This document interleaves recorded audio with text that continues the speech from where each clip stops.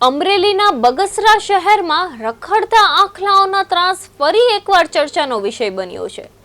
શહેરના તિરુપતિ સોસાયટી વિસ્તારમાં બે આખલાઓ જોરદાર બાજ્યા તે અંગે સ્થાનિકોમાં ભયનો માહોલ સર્જાયો હતો।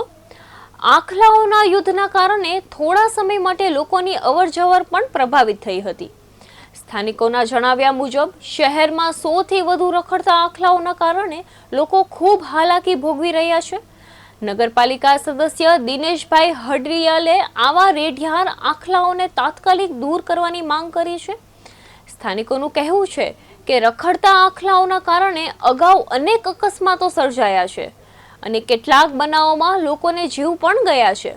હવે કોઈ મોટી દુર્ઘટના બને તે પહેલા તંત્ર અસરકારક કામગીરી કરે તેવી માંગ ઉઠી છે। દિનેશભાઈ હડિયાલ, નગરપાલિકા સદસ્ય, વોર્ડ નંબર 2। બગસરા નગરપાલિકા વિસ્તારની અંદર સાંઢોનો ખૂબ જ મોટો ત્રાસ જોવા મળી રહ્યો છે। હાલ અમારા વિસ્તાર તિરુપતિની અંદર 2 સાંઢો બાંધી રહ્યા હતા। સવારના 8 થી 1.5 કલાક જેવો સમય થયો છે। લોકોને અવરજવરમાં પણ ખૂબ જ હાલાકી પડી રહી છે।